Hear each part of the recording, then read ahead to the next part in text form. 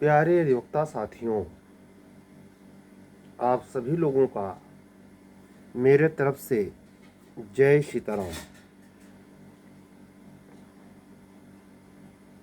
आज की बातें महत्वपूर्ण प्रभाव वाली होंगी। आने वाले चंद दिनों में आप जानते हैं कि उत्तर प्रदेश माननीय योगी जी के नेतृत्व में उत्तर प्रदेश सरकार 4 दिन के खास विधानसभा सत्र, जिसका हम लोग लंबे समय से प्रतीक्षा कर रहे हैं। हालांकि मुझे ऐसा लगा कि मेरे कहने के बावजूद भी कोई मानसून सेशन की शरदकालीन सत्र की प्रतीक्षा नहीं कर रहा। प्रतीक्षा क्या कर रहा? Direct vacancy. उसको और बातों से मतलब है नहीं। अच्छे खासे पढ़े लिखे लोग जो इस सेक्टर में हैं, यूट्यूब चैनल चलाते हैं, अन्य अनगिनत सोर्सेस के लिंक से जुड़े हुए हैं, वह भी इस बात पर यकीन करने में सक्षम नहीं है कि जो अभियोजन अधिकारी के नई वैकेंसी के संदर्भ में जो कुछ भी प्रगति हुई है, इतना सर्वविदित विदित सत्य सबको पता है कि माननीय लोक सेवा आयोग के अंदर एपीओ और जे की वैकेंसीज अधियाचित मौजूद हैं, लेकिन उनके प्रकाशन के संदर्भ में और वैकेंसीज के संदर्भ में भी उत्तर प्रदेश लोक सेवा आयोग में यूपी एपीओ को खास लेकर अस्पष्टता बरकरार है।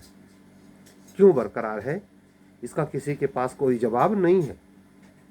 मैं आप लोगों से करीब 7-8 महीनों से इस बात पर जोर देता हूं कि सिलेबस के बदलाव के लिए एक छोटे से प्रक्रिया की ज़रूरत है। वह दृढ़ इच्छा शक्ति पर निर्भर करता है।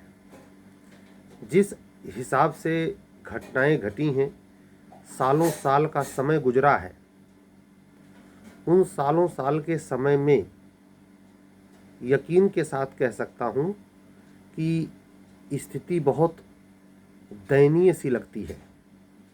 खास करके जो आपके सीनियर मोस्ट ऑफिसर हैं, ऐसा कभी कभी प्रतीत होता है अभियोजन निदेशालय के जो सीनियर मोस्ट अधिकारी हैं, वो अपनी बातों को सही ढंग से सरकार तक पहुंचा नहीं पाते, सरकार को अपनी मंशा बता नहीं पाते, या सरकार जानबूझकर अनजान बनी हुई है।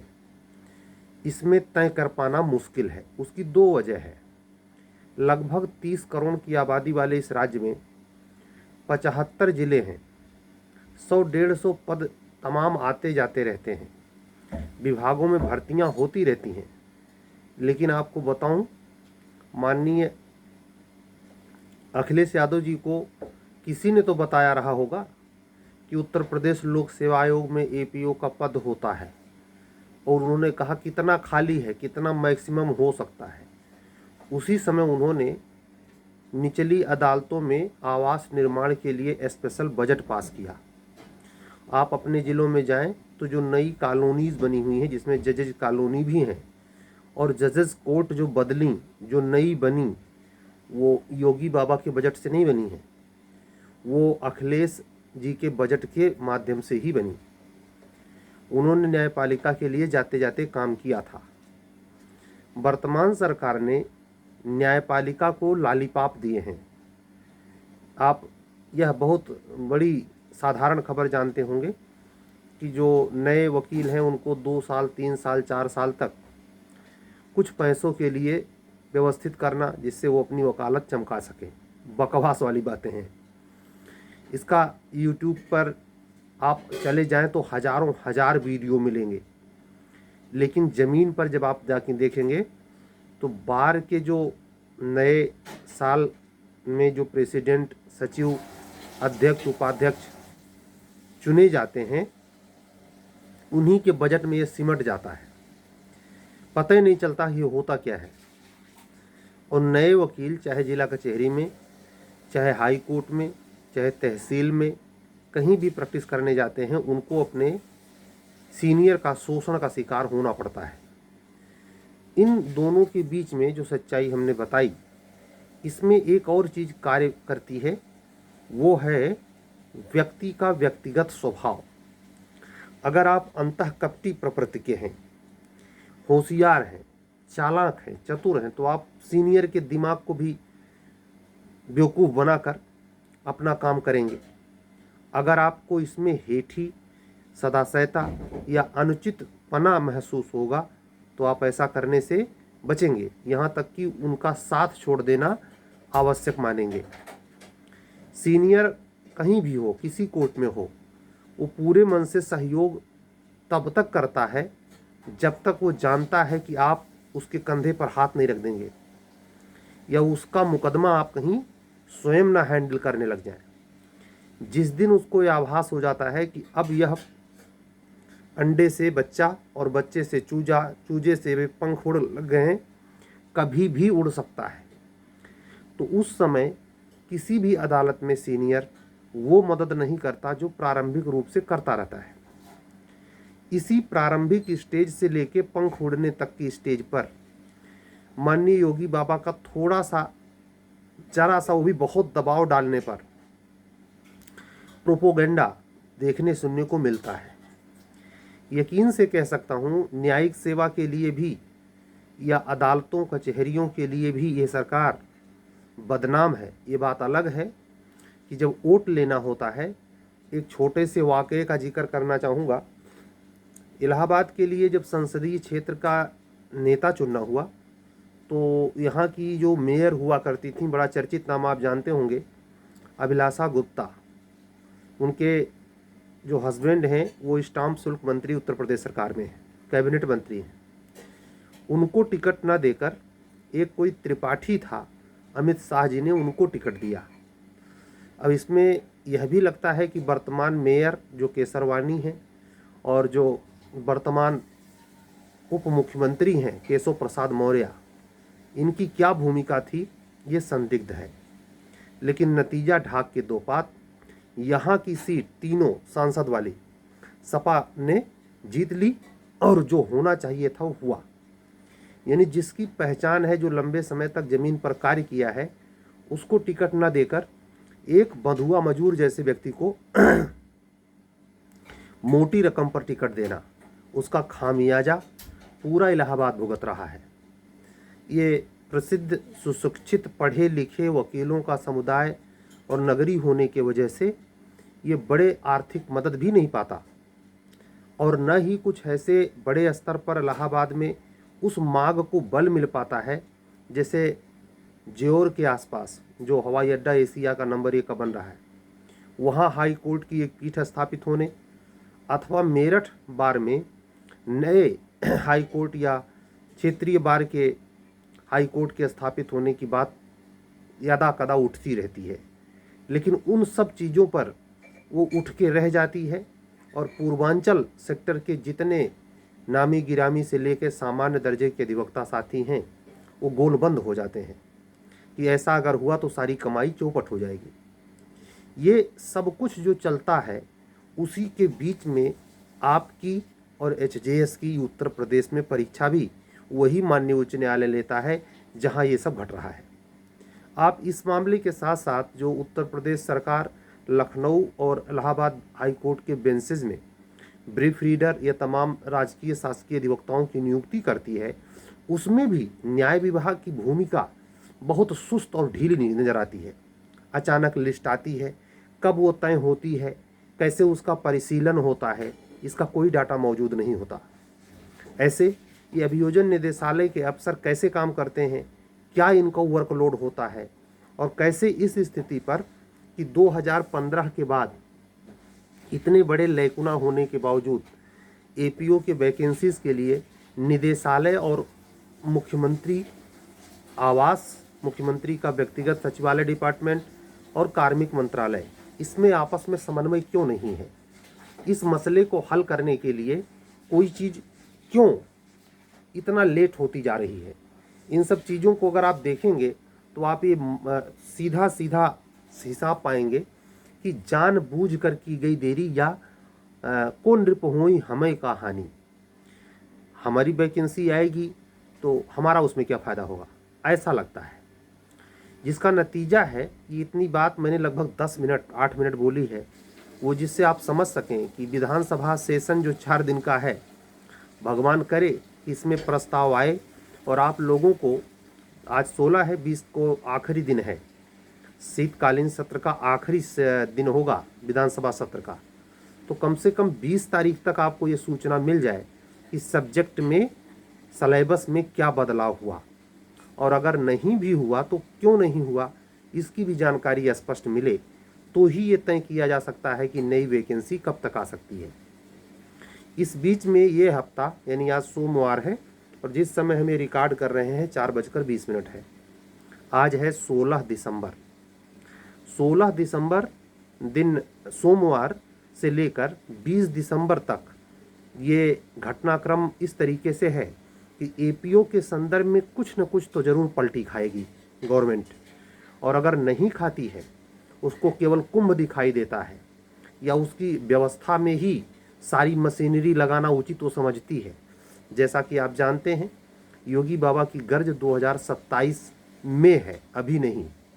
तो ये कोई ताजुब नहीं कि जैसे अब तक धक्का खा रही है वैसे 2026 में एंट्री मारी जाए। इसीलिए मैंने कल के वीडियो में जो लेट नाइट मैंने अपडेट की, पब्लिक करी, उसमें ये बताया कि आवश्यकता पड़ी तो मैं अपने सारे कार्यक्रम टीसीएस जे और एपीओ से रिलेटेड प्री और मेंस दोनों की सीरीज़ तत्काल प्रभाव से रोकूंगा। क्यों? वो बच्चे पागल नहीं हैं जो हल रिदम में पढ़ते हैं और रिदम उनका टूट जाता है। वो भी उनको मूर्ख बनाना हमारा पेशा नहीं है, और हम भी अपने बच्चों के साथ, अधिवक्ता बंधुओं और बहनों के साथ हैं जिन्होंने बहुत कशमकश झेली है, प्रताड़ना झेली है, एक प्रकार से कह सकते हैं, पीड़ा का एहसास किया। आप हैं, न कमीशन के अधिकारियों को फ़र्क पड़ता है, न स्टेट गवर्नमेंट को फ़र्क पड़ता है, किसी को फ़र्क नहीं पड़ता, तो भैया उसमें संताप क्यों लेना। इतनी गलन भरी सर्दी है जिसका एहसास आप लोगों ने पेपर में छपी खबरों से पा लिया होगा, और अभी ये स्टार्ट है। मैं क्लियर बता रहा हूँ, जो रुख दिखाई देता है मौसम का, वाकई में सैकड़ों वर्ष का रिकॉर्ड टूट जाए तो कोई ताजुब नहीं। ये स्टार्ट है। असली सर्दी जब आप राजस्थान एपीओ दे रहे होंगे तब पड़ रही होगी, जो 19 जनवरी 2025 को है। गणतंत्र दिवस घने कुहरे और गलन भरी सर्दी में ही मनाया जाएगा। उस बीच में हाई कोर्ट सांस लेता है कि नहीं, स्टेट गवर्नमेंट सांस लेती है कि नहीं, मुझे तो आसार ना के दिखाई देते हैं। जो कुछ आखिरी उम्मीद बची है यही 4 दिन में है। इसके बाद विंटर वेकेशन में हाई कोर्ट भी जाता है, और जनवरी का महीना रिपब्लिक डे के होने की वजह से कोई प्रशासनिक बड़े स्तर का निर्णय होता नहीं। अगर कोई परीक्षा पूर्व तरीके से कोई स्टेट, कोई संस्था नियत की हुई है तो उसको ग्रांट करवाने के अलावा, तो वैसे में आप जानते हैं राजस्थान लोक सेवा आयोग ने 19 जनवरी की डेट लगाई है, वो लेगा। जितना रिकॉर्ड तो ठंडक है, कोई ताजुब नहीं कि ठंडक की वजह से राजस्थान लोक सेवा आयोग उस परीक्षा को टालना ना पड़ जाए। ये पॉसिबिलिटी है, क्योंकि ये खतरनाक, मतलब इस ठंडक में मैं साफ साफ कह रहा हूँ कि इसमें आप अपने आप को सेफ रख लें, ये बड़ी उपलब्धि है। कोरोना से कम डेंजरस नहीं है। जो ग्रह नक्षत्रीय योग हैं उसके हिसाब से भी गुरु वक्री चल रहे हैं, सूर्य का राशि परिवर्तन हुआ है, साथ ही शनि मार्गी तो हैं लेकिन मंगल नीच राशि में ही गोचर हैं। इन सारी स्थितियों को देखते हुए यह स्पष्ट लगता है कि पीड़ाजनक, त्रासदपूर्ण गरीब तबका, पशु समाज, पक्षी समाज पीड़ा झेलेगा तगड़ी 26 फरवरी तक। वैसे 4 फरवरी से स्थिति थोड़ी बदलेगी गुरु के मार्गी होने पर, गुरु के बकरी होने से स्थिति, क्योंकि ये जन कल्याणकारी देवता हैं, इनकी अगर कृपा नहीं मिल रही है तो आपको बहुत भारी पीड़ा झेलनी पड़ती है, और अगर इनकी दृष्टि है तो कितनों बड़ी पीड़ा हो वो आराम से आप निकाल ले जाएंगे। गुरु भगवान का इतना बड़ा आशीर्वाद होता है। ये दिसंबर का महीना है तो मैं इसीलिए उम्मीद क्यों लगाए हूँ, ये काम वाकई में हो जाता। हमने भी मुश्किल से 10 दिन पहले ये चीज़ देखी कि गुरु भगवान के कृपा को ये महीना डेडिकेट है, लेकिन उनका खुद बकरी हो जाना, यानी गति धीमी पड़ जाना, इस बात का संकेत है कि जो निर्णय हो रहे हैं वो भी थोड़ा डिले हो गए।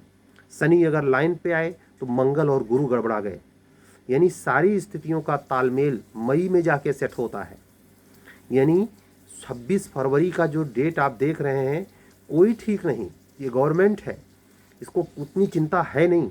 तो वो जो अधिवक्ता बंधु ने कमेंट किया था कि ये घसीट कर 27 में ले जाने का इरादा है, कोई इरादा इनका कुछ कहा नहीं जा सकता, क्योंकि जिन संस्थाओं को ये सब लेना है, जो परीक्षा आयोजित करनी है, वो बड़े मज़े में है, उनको ठंडक नहीं लग सकती, उनको किसी प्रकार से कोई रोग व्याधि नहीं हो सकता, उनको किसी प्रकार की असामयिक स्थिति का सामना नहीं करना पड़ सकता। जो पीड़ाएं आप प्रतिदिन बढ़ती हुई उम्र के साथ झेलते हैं, उसका कण मात्र उनको एहसास तक नहीं है। हमारे उच्चतर न्यायिक सेवा की परीक्षा लेने वाले किसी भी उस व्यक्ति में जो इसके लिए उत्तरदायित्वपूर्ण है, उसको जूनियर डिवीजन या किसी भी प्रकार के कंपटीशन देने का कोई अनुभव नहीं है। जैसे योगी बाबा को, योगी जी को कोई कंपटीशन देने का अनुभव है क्या? ऐसे जो विजन निदेशालय में करीब आज के 25 साल 30 साल पहले एपीओ बनकर अभियोजन निदेशालय के अफसर हैं, आईपीएस अधिकारी हैं, उनको कंपटीशन के उस दर्द का एहसास तनिक है भी क्या?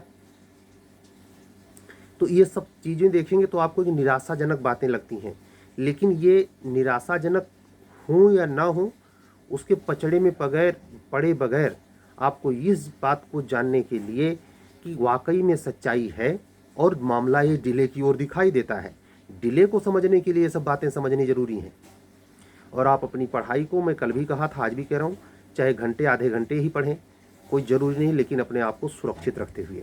अगर कमरे में हर प्रकार की सुविधा है और आप लेट नाइट भी पढ़ सकते हैं तो पढ़ें, लेकिन ये ध्यान रखें कि ये 2 महीना मैं स्पेशली छूट देता हूँ।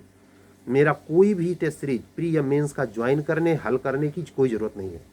सरकार भी साफ संकेत दे रही है, माननीय उच्च न्यायालय तो प्रचंड रूप से सबसे आगे बढ़कर संकेत दे रहा है कि वो पूरे कुंभ में कोई परीक्षा नहीं लेगा। इसमें आपको हड़बड़ाने या हड़बड़ाहट में पड़ने की कोई ज़रूरत नहीं है। थोड़ी सी बात 10 मिनट अब उच्चतर न्यायिक सेवा को लेकर करेंगे। तमाम बच्चों का कयास है और कुछ बातें ज़रूरी हैं जो होनी चाहिए, उसका इंतज़ार पूरा दिन भर आज हमारे अधिवक्ता साथियों ने किया है। उसको इस संदर्भ में है, जैसा कि मैं राजस्थान हाई कोर्ट का जो ये पिटीशन था जिसमें पाठक कोई है और उसके जजमेंट में फुल बेंच ने 5 जजों की न्यायपीठ ने सुप्रीम कोर्ट ने फैसला सुनाया कि आप नियमावली में बीच में बदलाव नहीं कर सकते, करेंगे तो कंडीशनल है, युक्त होना चाहिए। उन सारे ग्राउंड पर कोई अधिवक्ता साथी है जिन्होंने पिटीशन डाली है। इस बात की सुगबुगाहट है, मेरे पास स्पष्ट डाटा युक्त या लेखिक प्रमाण नहीं है, लेकिन आवाज़ कहते नहीं, चारवाक सिद्धांत में एक बहुत बड़ा चर्चित स्लोगन है दर्शन में, क्या? जहाँ जहाँ धुआं है वहाँ निश्चित आग है। अगर दूर से धुआं दिखाई पड़ रहा है कि वहाँ धुआं उठ रहा है तो ये प्रमाणिक है, प्रबल सच्चाई है कि नीचे आग जल रही होगी। वही चीज़ यहाँ है। अगर ये सुनने में आ रहा है कि ग्राउंड बेसिस ये सिलेबस या बढ़ते हुए कंडीशन में सुप्रीम कोर्ट के माननीय निर्णय के, उच्चतम न्यायालय के निर्णय की अवहेलना हो रही है और वाकई में इसमें एविडेंस मौजूद है, तो पिटीशन पड़ेगी तो इसका तमाशा होना ही होना है। अगर ये सत्य है, क्योंकि अगर इसलिए लगाना पड़ रहा है कि पुष्टकारी प्रमाण मेरे पास नहीं है, मैं साफ कहता हूँ, तो मैं उसी शर्त पर, यानी अगर ऐसा है तो उस पर घट क्या सकता है, इस पर मैं 2-3 मुद्दों पर आपका ध्यान खींचूंगा। पहला, माननीय उच्च न्यायालय को राजस्थान हाई कोर्ट के द्वारा अभी अभी घोषित प्रीलिम्स परीक्षा और उसके बाद के परिणामों पर विचार करना चाहिए।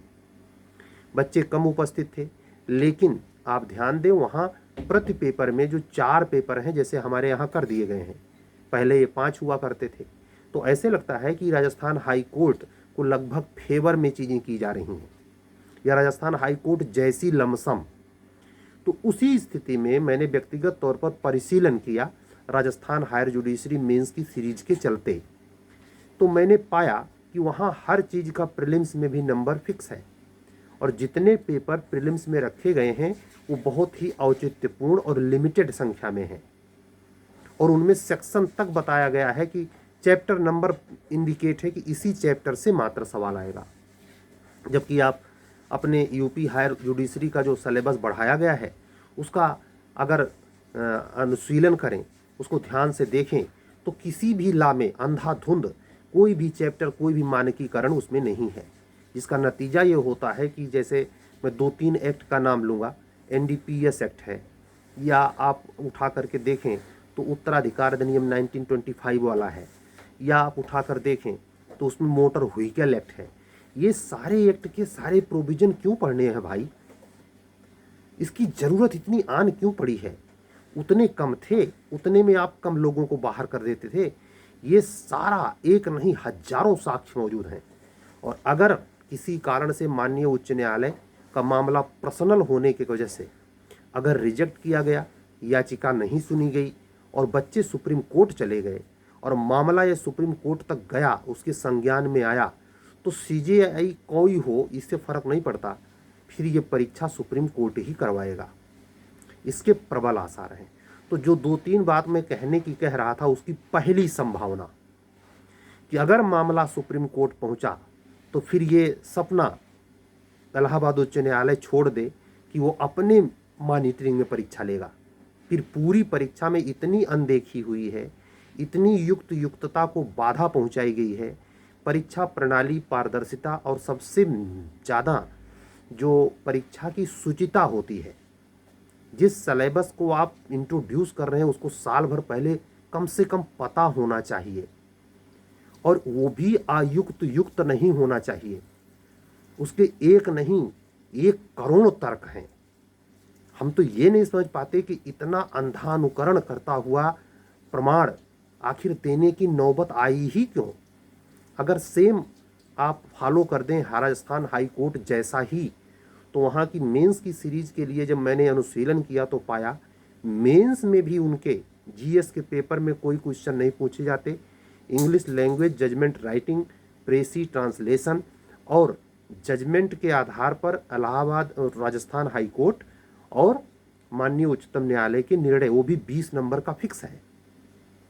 यानी वैसा सिलेबस यहाँ क्यों निर्धारित नहीं किया गया? उसको अगर देखें तो उसमें औचित्यता दिखाई देती है, उसमें एक सीमाकरण है, उतना उचित है, उतनों को पाने के लिए किया जा सकता है। इसलिए मुझे लगता है कि उसी चीज़ को फॉलो करने के लिए वैकल्पिक रूप से इलाहाबाद उच्च न्यायालय विचार कर सकता है। क्या ऐसा करते वक्त या बीच में अग्रिम कोई नोटिस जारी करते वक्त विधिक अड़चन तो नहीं आएगी कि नोटिस के बीच में आप बदलाव क्यों करते जा रहे? अगर इसकी तरफ ध्यान दें तो एक चीज़ तीसरी जो आखिरी और प्रमाणिक सत्य दिखाई देती है, वो इस पूरे नोटिफिकेशन के रद्द किए जाने की है, इस पूरे नोटिफिकेशन को परिमार्जित किए जाने की है। नए नोटिफिकेशन को निकालकर पुराने सिलेबस के आधार पर उन लोगों को इसमें इंक्लूड करना जो नए वजह से, नए टर्म और कंडीशन की वजह से बाहर हो गए, एग्ज़ाम दे नहीं पाए, उनको भी शामिल करते हुए और माननीय उच्चतम न्यायालय अपने निगहबानी में परीक्षा कराए। ये 3 ऐसी स्थिति है जो सोचने पर अजीब लग सकती है, लेकिन अगर आप ईमानदार हैं, आप इस सिलेबस का अच्छे ढंग से मूल्यांकन कर चुके हैं, तो आप ये पाएंगे कि इसकी संभावना से इनकार नहीं किया सकता। और सर्वोपरि जैसे कहते हैं जिसकी लाठी उसकी भैंस, तो उस आधार पे अभी हम ये बात कर रहे हैं, इसी हफ्ते में नोटिस आ जाए कि भैया जनवरी में एग्जाम होना है, इसके संकेत बिल्कुल नहीं है। याचिका एक नहीं, मेरा अंदाजा है अभी तो सुनाई 1-2 पड़ रही हैं, ये संख्या और बढ़ेगी। अगर कुंभ तक परीक्षा नहीं होती है, जिसकी 99.99 संभावना, तब तक काफी लोग इसमें अपना निश्चित अनुभव करेंगे। और अगर ऐसा होता है तो इसमें पूरी गुंजाइश है, कितना भी सफाई करे इलाहाबाद उच्च न्यायालय, ये मामला सुप्रीम कोर्ट तक पहुंच जाएगा। और अगर सुप्रीम कोर्ट तक पहुंचा तो राजस्थान हाई कोर्ट में ही कैसे कापियों को फिर से चेक करना पड़ा, कैसे कमेटी बनानी पड़ी, अब मुझे उसको न बताना पड़े। ये सब इस वैकेंसी में नौबतपूर्ण है, क्योंकि इसकी शुरुआत ही ऐसी हो गई है।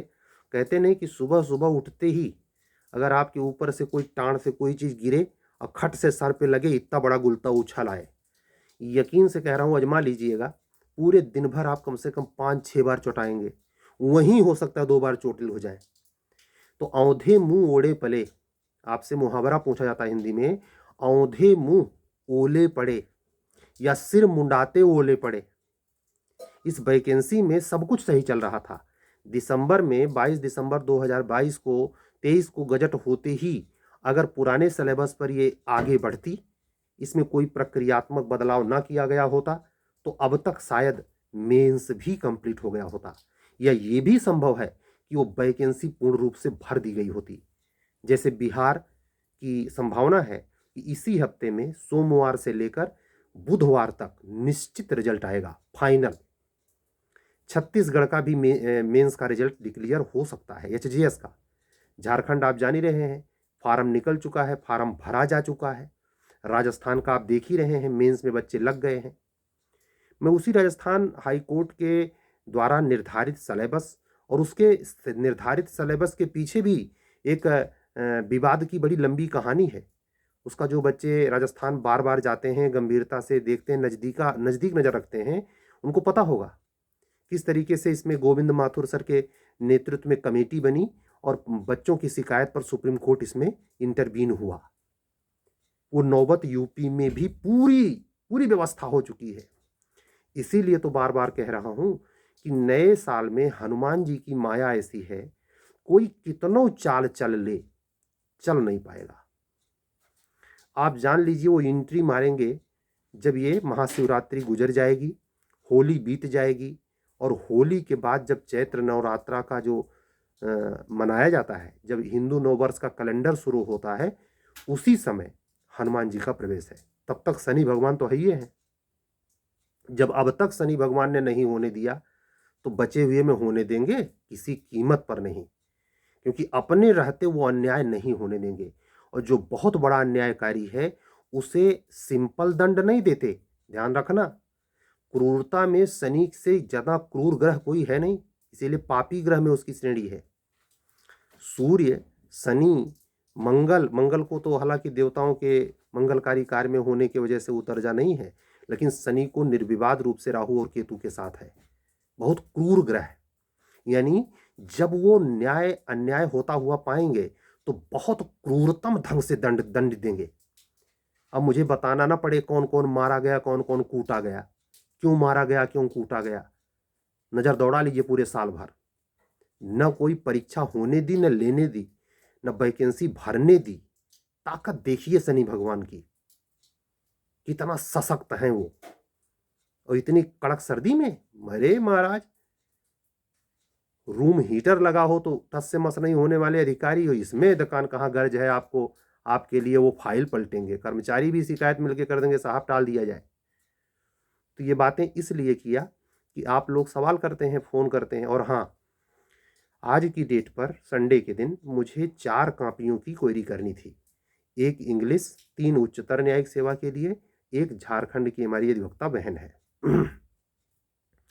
किसी की क्वेरी नहीं किया, केवल राजस्थान हायर जुडिशरी के सिलेबस पे लगा रहा।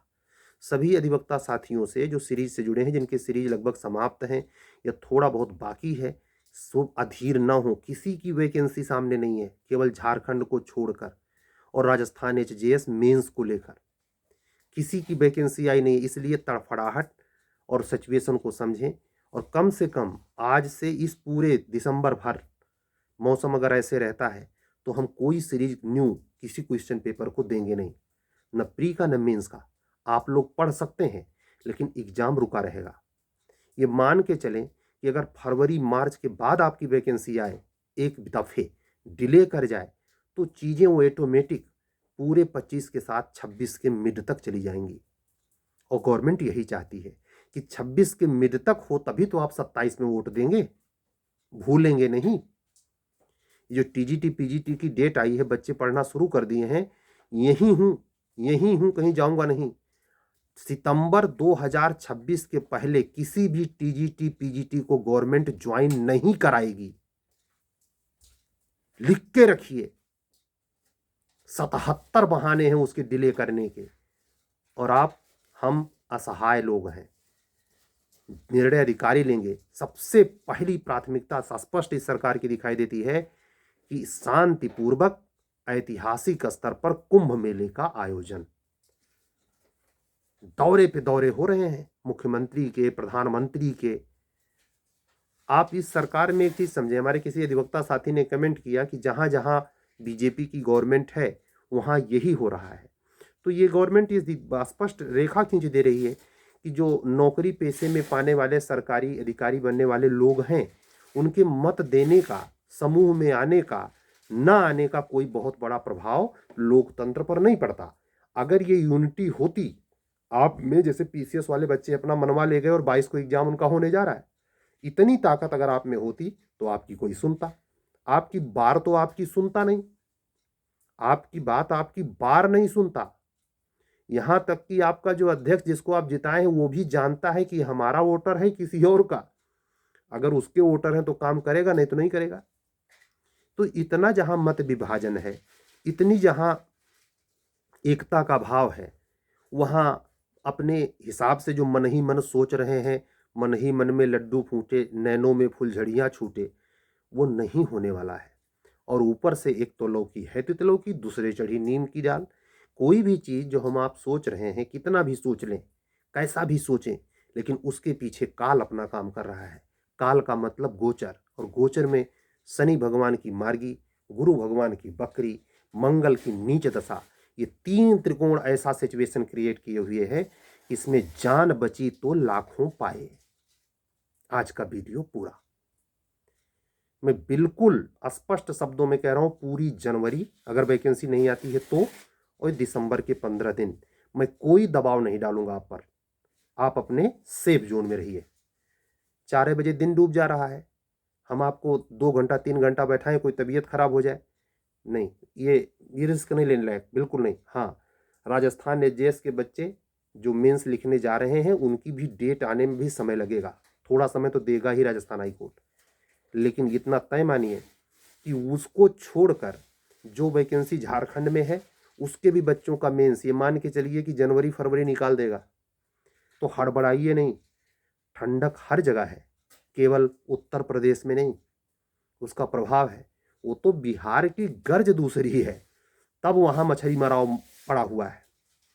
ठीक है, यूपी आईएएस का रिजल्ट जो आपने देखा 9 दिसंबर को आया, उसका इंटरव्यू तो चलेगा ही चलेगा, कितनों कड़क सर्दी हो, वो अपने शेड्यूल में यूपीएससी हमेशा एडवांस रहता है।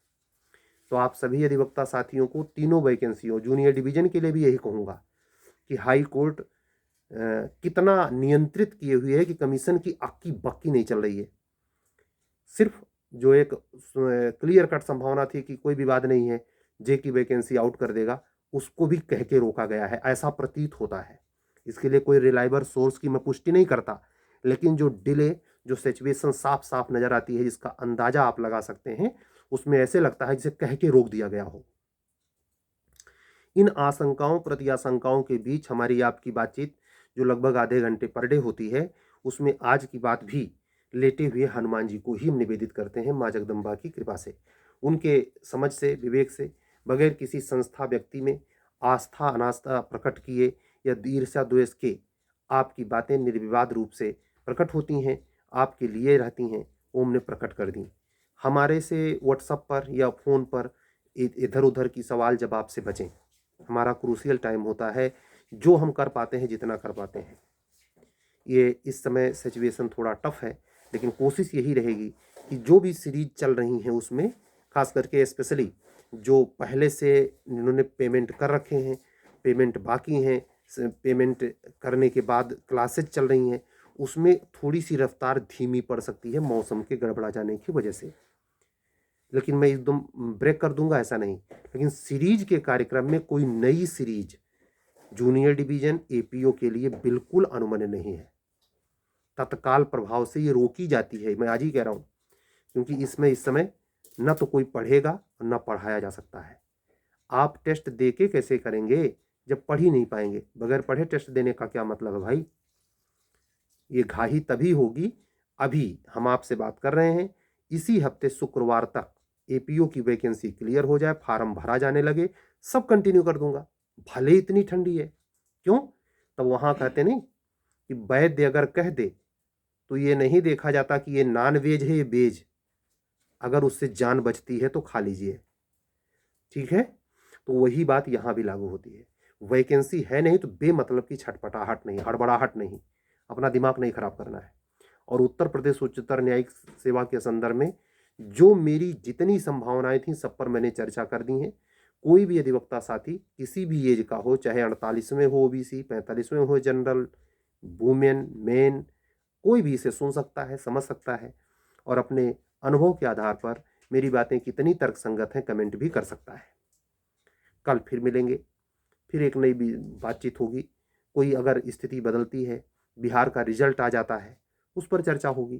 ठीक है, तो नए एक पक्ष का पाक्षिक महीना होता है, पूर्णिमा हो गई, अब एक नया पक्ष शुरू हुआ है। कृष्ण पक्ष का आज पहला दिन था, सोमवार का दिन 16 दिसंबर 2024।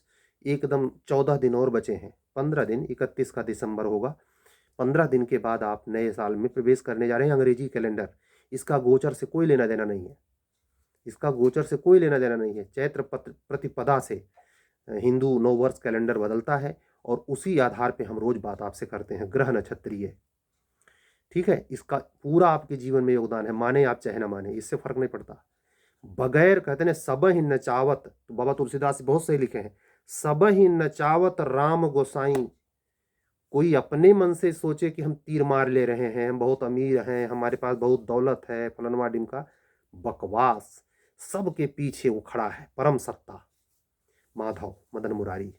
आज की बातें पूरी, कल फिर मिलेंगे। तब तक के लिए यह अपील करते हुए कि अगर हमारे चैनल पर नए हैं तो चैनल को सब्सक्राइब करें, लाइक करें, अन्य अधिवक्ता जो सीरियस अधिवक्ता मित्र हैं उन तक पहुंचाएं। और आप अगर जुड़ते हैं हमारे किसी कार्यक्रम से, सीरीज से जो कंटिन्यूअस है, खास करके Rajasthan higher judiciary, UP higher judiciary और जूनियर डिवीजन, एपीओ, जो प्री मेंस की सीरीज में आप एनरोल्ड होना चाहते हैं, भले मैं बीच में रोकने की बात कर रहा हूँ लेकिन वो कंटिन्यू होंगी, लेकिन आप इनरोल्ड हो सकते हैं। इनरोल्ड होने के लिए मैं नहीं रोक रहा हूँ, लेकिन तुरंत इमीडिएट आप पेपर लेके हल करके और मुझसे क्वेरी की अपेक्षा भी तत्काल में नहीं करेंगे, क्योंकि ये पॉसिबल नहीं है। ठीक है, तो सभी अधिवक्ता साथियों को ये बताते हुए कि कल फिर किसी नए बात पर, नए मुद्दे पर बातचीत होगी। आज की बात को यहीं विराम देता हूँ, कल मिलने के पक्के वादे के साथ चलता हूँ।